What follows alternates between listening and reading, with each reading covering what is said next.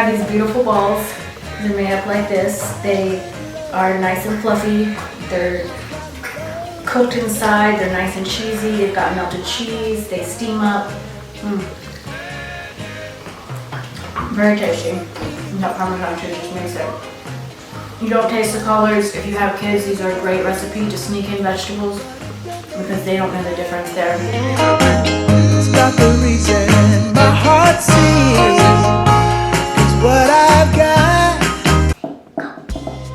Hi, welcome to Carmen Cooks, where we talk about nutrition and biochemistry. And currently we're focusing on pregnancy and lactation for a series of books. Right now we have Nourishing Generations, and coming soon is Staying Fed, a cooking manual for pregnancy and lactation. You can also look forward to my other publications. Today we're going to discuss sodium and potassium. You really can't discuss one without the other. And I'm going to cut up these tomatoes because we're going to make tomato sauce for the base of their croquettes. For lack of a better description, I could describe them as risotto cheese balls. That's what they come out a little bit like. If you've ever had the Italian recipe where it's rice and cheese in the middle and then it's deep fried, and usually it's served in a bowl of tomato sauce that's homemade. There was this restaurant I used to love that I would go there for this recipe. But that doesn't have very much nutrients in it, so today we're going to make an amazing recipe that is high in sodium and potassium, the right type of sodium, and we're going to have a nutrient-rich version. So there's a big difference in how you can cook, and most of the foods that are made traditionally, they're not very nutrient-rich, even though they're tasty. There's ways you can increase the nutrition. So today we're going to use sprouted mung beans.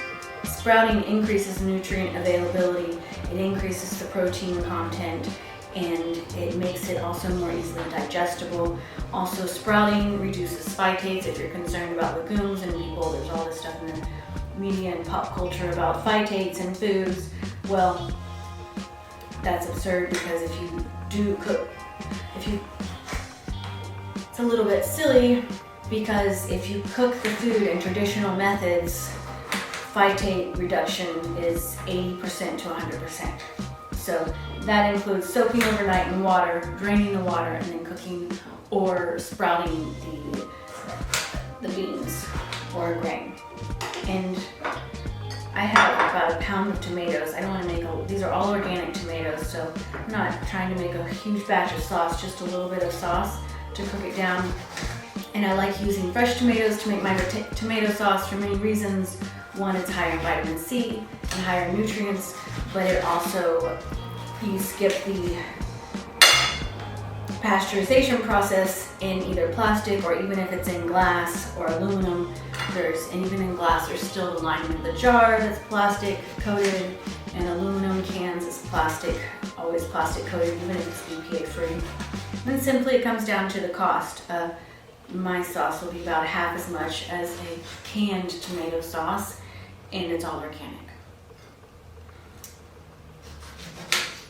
The sodium-potassium ratio is more important than the absolute levels of sodium itself or potassium itself. That being said, what's important to realize is that you need high levels of potassium with either high levels of sodium or moderate levels of sodium, but your potassium levels should exceed your sodium level. And the World Health Organization says that the ratio of sodium to potassium should be 1.33. It is okay to have a high sodium diet, but only if you have a high potassium diet. That's not the case with most people. Most people have a high sodium diet, but they're missing the potassium, so it can't balance out. So it's not so much the salt that's the problem, it's the lack of balance, and we're gonna find out more about that. Let's blend up these tomatoes. The first thing we need to do is wash our grains, if they're not already washed, and I'm gonna show you how I wash my grains. Sodium and potassium together affect nerve conduction, and this is one of their major roles in the body. I cut the ends off the collards, and I always like to let them soak in the water. This is filtered water to let them come back to life. but I clean them by putting a little bit of baking soda in the water along with a squirt of vinegar. And that, even though this is organic, I still clean it that way. Organic stuff, if I'm out of vinegar and baking soda, okay, great. I'll just use one or the other. I'll just use filtered water. But I do always soak them in filtered water for their ends down for a little bit. These don't matter too much because we're going to be chopping them up. They're a couple days old. And regretfully, I didn't wash them right away when I bought them, but normally it's better practice to wash all your vegetables and put them away washed so when you're cooking you don't have to have that step. Though I admit it is a little bit of a chore when you need to do that. Sodium and potassium are vital nutrients for affecting fluid balance, and they control fluid balance. Sodium is primarily the extracellular ion, where potassium is primarily the intracellular ion. And the change of these ions back and forth control the way that the nerves communicate as well as other cells communicate. So you have sodium-potassium channels, and there'll be an exchange of those two sodiums for one potassium, and they go back and forth, and that allows channels to open up, channels to close, depending what the signal is. One thing to move to another place. These two minerals work interchangeably to control communication in your body. And potassium is a little bit like a text messaging system. Well, you can have a phone, but if you don't have enough potassium, the cell's not going to be, or the message is not going to be sent. So it's a little bit of the sender. I'm going to measure 2 cups of mung beans, sprouted mung beans. I'm going to place those in my blender. It's generally best practice to rinse these. You have several options when it comes to rinsing or sprouting your mung beans. I started sprouting these last Saturday. Today's Thursday. Maybe even last Friday with the idea of making this video. I soaked them overnight, drained them. The next day I added a little bit of water because they weren't covered, they were still a little dry. And I left them on the counter until they were sprouted. And they had 1 to 2 inch tails. It's variable, and a lot of this depends upon your temperature and just what you're feeling like doing. It's a very lazy practice, sprouting your beans. You can have them sprouting for 3 days or 2 days or 1 day. You can see I've had them for 5 days. After they do form your tails, you don't want to keep growing them. They can grow on the counter, but you run the risk of your mung beans getting a little bit fermented or going a little bit bad. So generally after they sprouted, I put a towel on them while in the fridge, while sprouting and in the fridge. Sodium and potassium are key nutrients for regulating muscle contraction, particularly the heart. And the heart is not going to function properly unless you have enough potassium. In fact, having a high potassium diet has been shown to prevent hypertension and heart disease. So if you're at risk for any of these issues, or if you have hypertension or heart disease, you need to greatly increase your sodium to around 5,000 or 4,700 milligrams per day.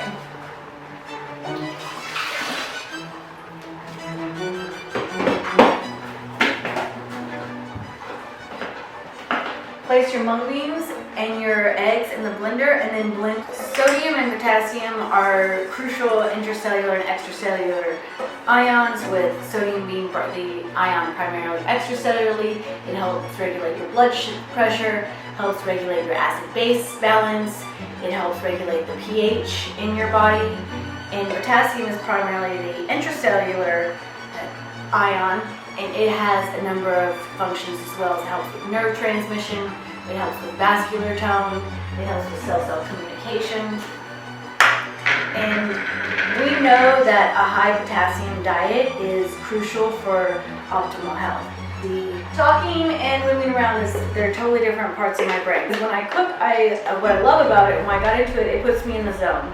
I'm in a totally thoughtless state. It's beautiful. I can move around really quickly. I would already be done with this. But learning to talk to you about science and do this, it seems like there's a cross match where they're using different parts. So the brain interferes a little bit. So have patience with me. Once I've got that, and it does not have to be a perfect puree. It doesn't have to be perfectly smooth. The potassium recommendations for a non-pregnant woman is 2 to 600 milligrams per day. For For pregnancy, it's 2,900 milligrams per day, while the AI for lactation is 2,800 per day. The World Health Organization also recommends 2,900 per day, while other entities such as Germany and Austria have much higher recommendations of 4,000 for pregnancy to 4,400 milligrams per day for lactation. And this is notable because the way that the AI was recommended, I'm going to add 3 teaspoons of baking soda. Baking soda is the primary source of the sodium in this recipe, as well as the parmesan cheese. Baking soda has a more alkalizing effect on the body. And actually, in fact, one reason potassium is important is because potassium combines with citrate in the blood to buffer the pH, to increase the pH, thereby making the blood more alkaline, so that you don't have to face bone loss, because when the blood gets too acidic, you then experience bone loss. And that's one reason that potassium is very important. The recommendations for potassium came about by a variety of mechanisms. Most of the recommendations we have are RDAs, and for potassium, it's an AI. An AI is adequate intake. This means it serves a certain percentage of the population, and the current recommendations were based on median intake of 2 surveys. And in 2014 and 2015, one in Canada and one in the US. These surveys are not available for us to examine, and the methodology behind how the surveys were taken, other than the only information that I could glean from the publications by the American Dietetics Association, involved information saying that the median 1/2 teaspoon cumin seeds. The median intake level, which means the amount in the middle, not the high end, not the low end, and also not the average. So we're just taking the middle number. If we had a range from 100 to 120, the middle number would be 60. That's the median number. So they're taking the recommendations for pregnancy from the middle number, and it's also not the average. So you could have a section of the population who's taking, you could have 40% of the population is getting 4,700, but then a small percentage of the population is getting 10% is getting 2,000. Well, that actually median number is going to be skewed because it's not an average. Now, it could be there could be even distribution, but we don't know that. We just know that the middle number is taken, the middle amount is taken, not the average, for the range of potassium intakes for a small survey of pregnant women. And if you're interested in more details on this, or the numbers of women in the survey, it was not substantial, you can check out my book. Now, the greater point here is that, and the concern arises, is because the previous recommendations for potassium intake in 2005, not the 2020 to 2025, the 2005 recommendations were much higher. And those recommendations were actually 4,700 for pregnancy and 5,100 for lactation. And the concern for me comes about because why did we reduce the levels so significantly, almost by 50%? And now the reasons given for this is that there's an absence of overt potassium deficiency or diseases due to lack of potassium. This is concerning because I don't agree that we have maximal health in the population. And I actually like to see, I found when I made this recipe, I cut these in ribbons, and I really loved how it came out. And I take out the stem there. I remember how I did this. Yeah, I took out the stem and I left these in ribbons. Those aren't super ribbony, but you get the idea, long strips rather than cut up pieces. The current recommendations were much lower, saying, well, there's an absence of overt potassium deficiency in the population, though a lot of diseases that we have, like Benson's hypertension, have been shown to be improved by the intake of potassium. But the American Dietetics Association states, yeah, you can also, that's how you do it. You roll up the leaf and then you cut it diagonally a little bit on across the gum. can do it on the same direction as the little leaves, and that gives you a little guide both for how wide and how long to do it. Now, other entities such as Germany and Australia, they use population disease endpoints, which is the amount of potassium needed to decrease the incidence of disease. And the American Dietetics Association said, well, a disease such as hypertension is not purely caused by potassium deficiency. The issue that I see with that is, yes, all diseases are multifactorial, but you can't say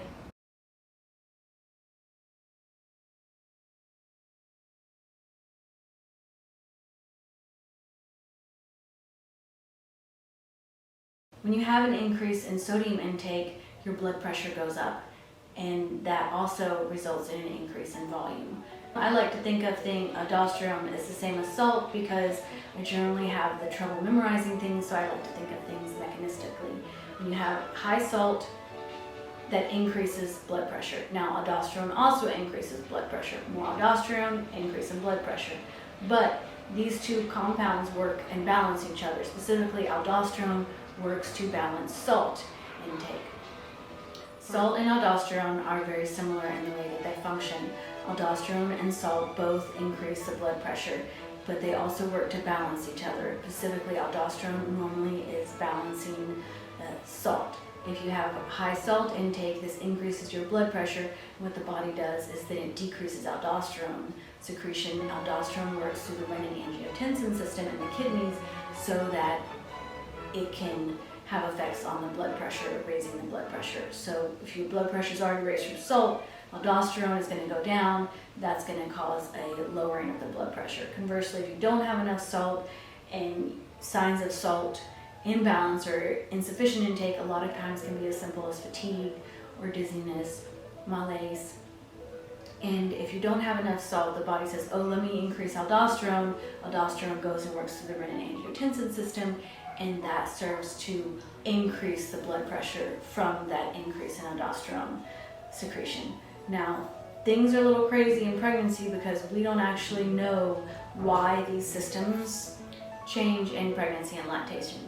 Specifically, they work a little bit opposite the way they normally do. For example, normally when you have in your blood, if you have an increased volume, you have an increase in pressure.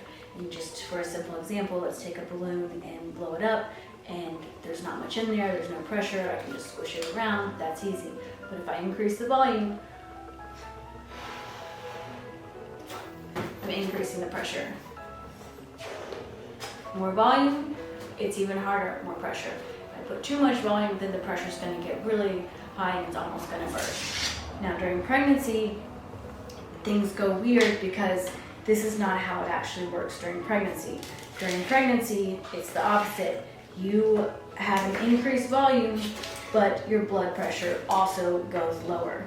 And this happens in the first and the second trimester. And now, also, aldosterone does not function the same way. Aldosterone seems to have different roles during pregnancy. We have first of all, we have a change in the sodium set point in the body. And aldosterone is then functioning differently. Aldosterone no longer seems to be exerting its effects on pressure changes in the blood pressure or the blood volume, but aldosterone is contributing to fetal growth and development. And without sufficient aldosterone, you do not have sufficient fetal growth and development. And one thing that's very strange is in preeclampsia, the disease state of pregnancy, or eclampsia, you have similar states to normal, non-pregnant states, which you do not want. You need these changes because if you don't have proper aldosterone, if you don't have proper salt, the fetus is not getting proper blood flow to it.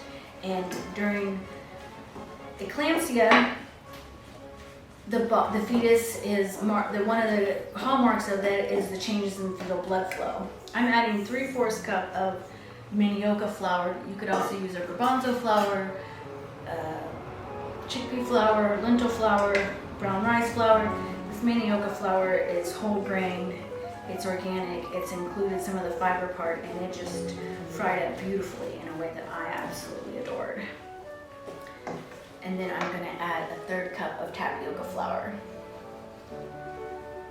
in preeclampsia, you have a deficiency of aldosterone, and you also have high salt in the bloodstream, but you do not have the right pressure balance, and you end up with high blood pressure.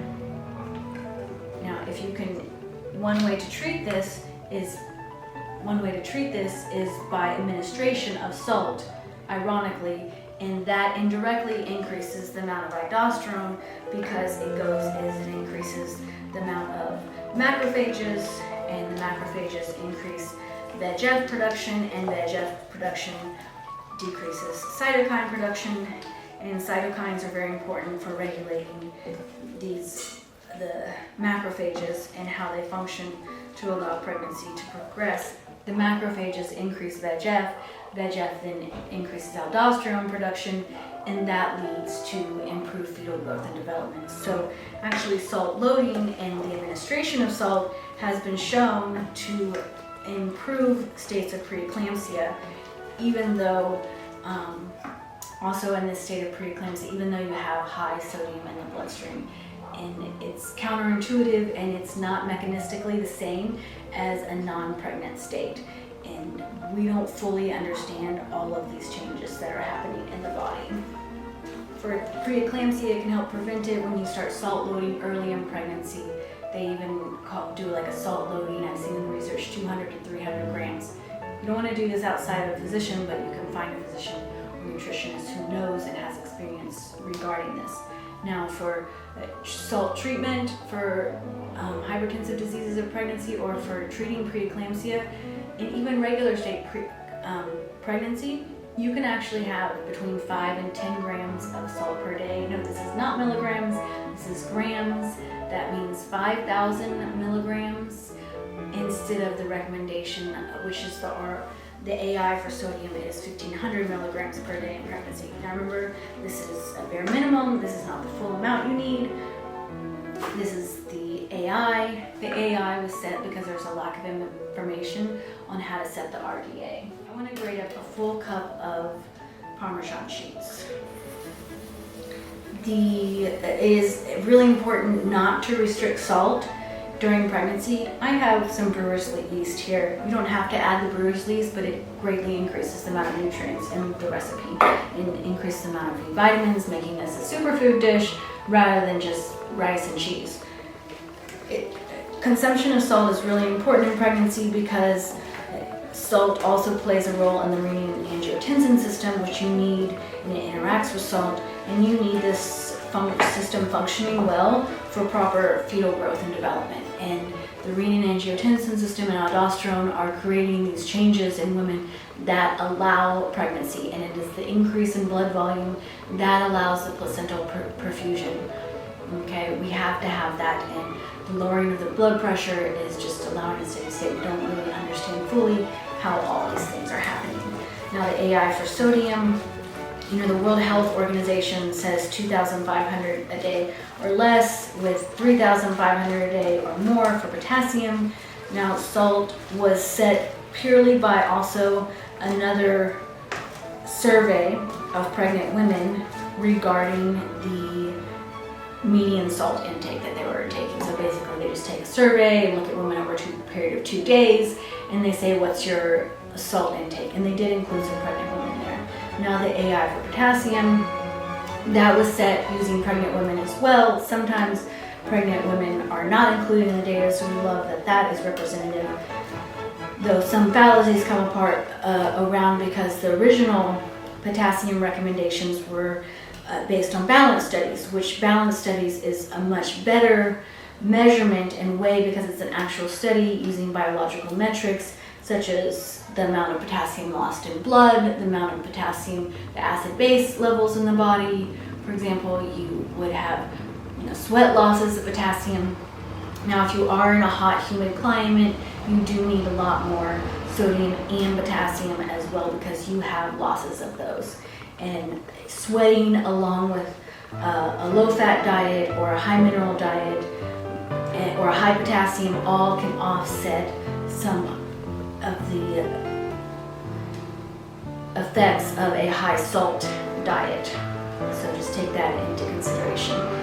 We do not want to be limiting salt in pregnancy, but we also don't want to be eating processed foods that are high in salt because these foods are lacking in nutrients. You need salt, but you need to think of it as this is not the fact that I need salt and I can eat lots of salt is not an excuse to eat salty, junky, Lay's potato chips. You need to get in your kitchen and you need to make something like this because you also need very high levels of B vitamin. You need high levels of potassium, which I'm getting from your collard greens. And when you just eat those potato chips and french fries, yes, it's have lots of salt, but you need to have a balance with potassium. And this I discuss in my book, Nourishing Generations, about how important the ratio of sodium and potassium is.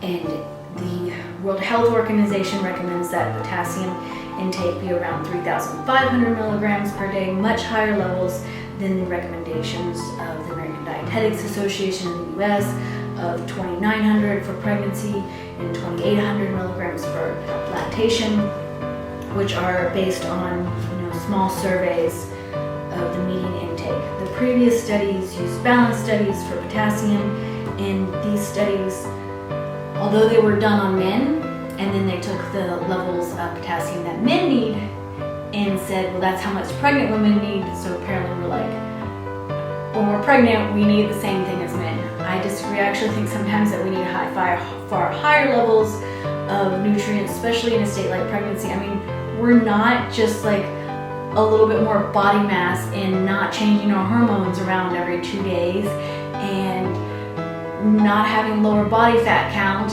We like totally the opposite. I mean, there's so much going on. It's unbelievable that you have going on during these states of pregnancy that I think the previous recommendations, even though I'm criticizing the current recommendations because the previous recommendations were much higher and suggested 4,000 for pregnancy and 4,400 for lactation. I also do think, despite the fact that they were based on men, which creates doubt in me on their fidelity, I also realized that the studies used before were balanced studies, and they actually used metrics of the physiological functionings and loss in a person, and those levels were much, much higher. And to further support my argument that we need far higher levels of potassium is that those levels are representative of those in the larger population of potassium, namely the previous levels of 4,000 and 4,400 are closer to the levels recommended by Germany, Austria, and Switzerland, and closer to the recommendations of the World Health Organization. The Germany, Switzerland, and Austria recommend 4,000 and 4,400 for pregnancy, and they cite studies showing that the high potassium diet helps prevent high blood pressure and hypertension. Now, if you have hypertension before pregnancy, remember this is totally different than hypertension during pregnancy, totally different diseases, and in that case you want to talk to your doctor. But in general, limiting sodium during pregnancy is not good because of its crucial role in the Renin-Angiotensin system, in its interactions with aldosterone, and these other hormones that are normally just regulating your pressure. These hormones are contributing to fetal growth and development. And it makes sense because if you have sodium and potassium, if you have enough sodium and you have enough blood volume and enough pressure, you have to have enough pressure in the woman to perfuse that placenta. That's all those little blood flows, lacteals that are going to the baby and sending the nutrients through the blood. And that's essentially what it comes down to. You do want to have much higher potassium than sodium. The World Health Organization recommends a ratio of 1.33. Now something like 1 to 1 would be okay, 1 sodium to 1 potassium would be okay, 2 potassium to 1 sodium would be okay, 3 potassium to 1 sodium would be okay. Now what's not okay is when you have high sodium to low potassium.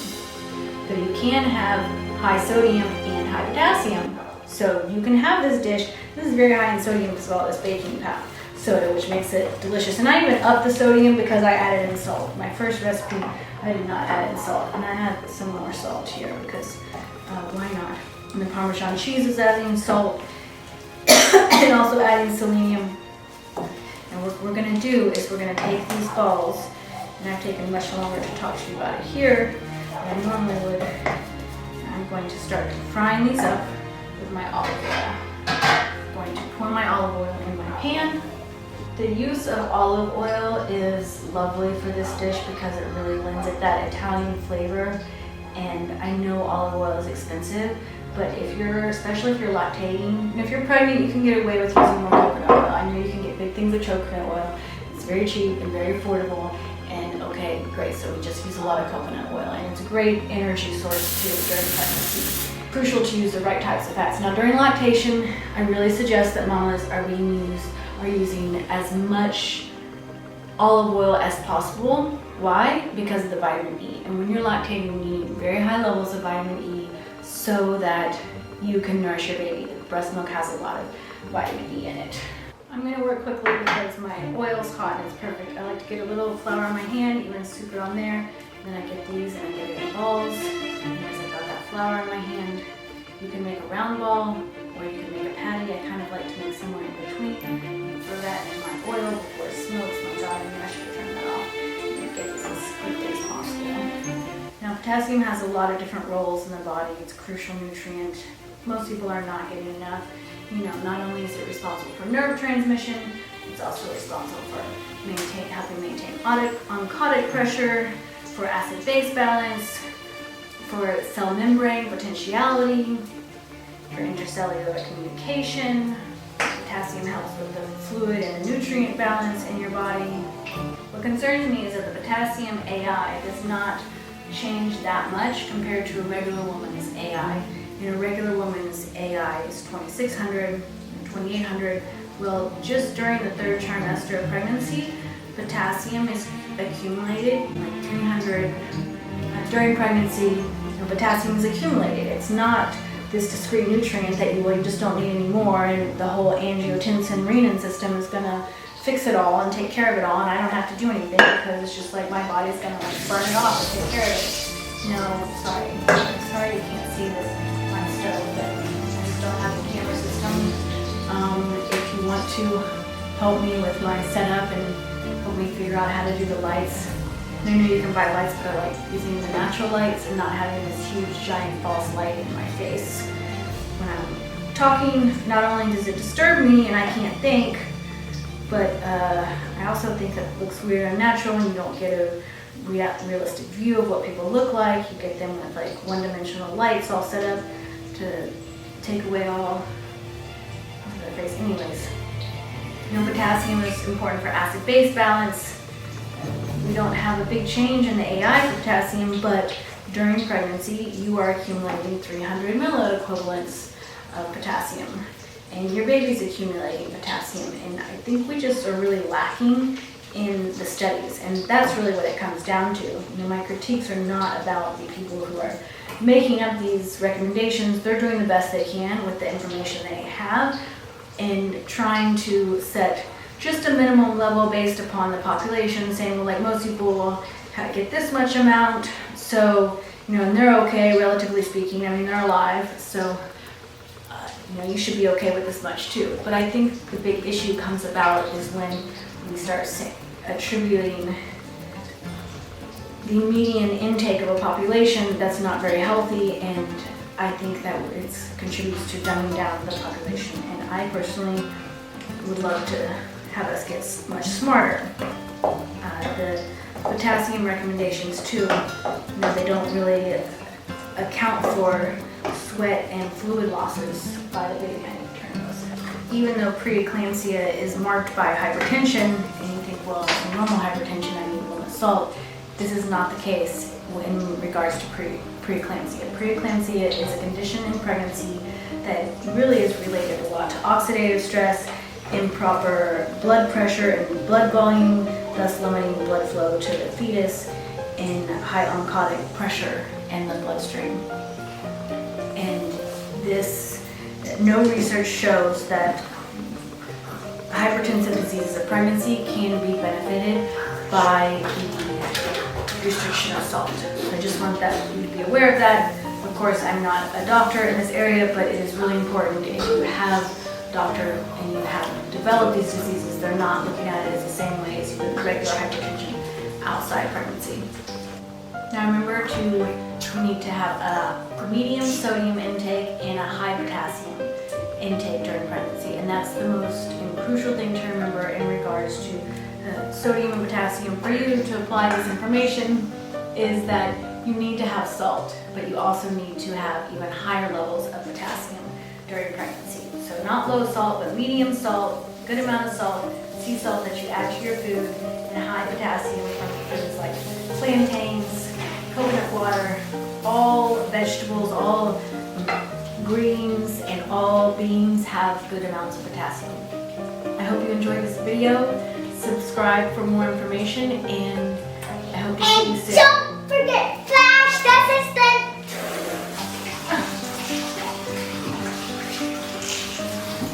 I hope you enjoyed this video. Please subscribe for more information or to support me. You can also check out my books, Nourishing Generations, a pregnancy and lactation nutrition reference manual, or Staying Fed, a manual on how to cook during pregnancy with full of recipes like this in 26 weeks of what to eat all day, every day, without being in the kitchen too long and eating novel things. We do that by just developing some skills and some habits in the kitchen related to organization and planning. And yes, cooking is a part of pregnancy, but the effects on your child's health last several generations. So it's really important to consume the best foods you possibly can during pregnancy and lactation, the crucial period of development in your child's life. And you'll both be happier and you'll feel better and have way more fun when you have a happy, healthy child.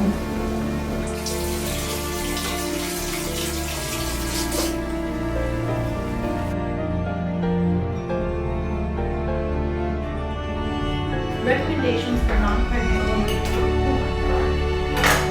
Can I touch your face?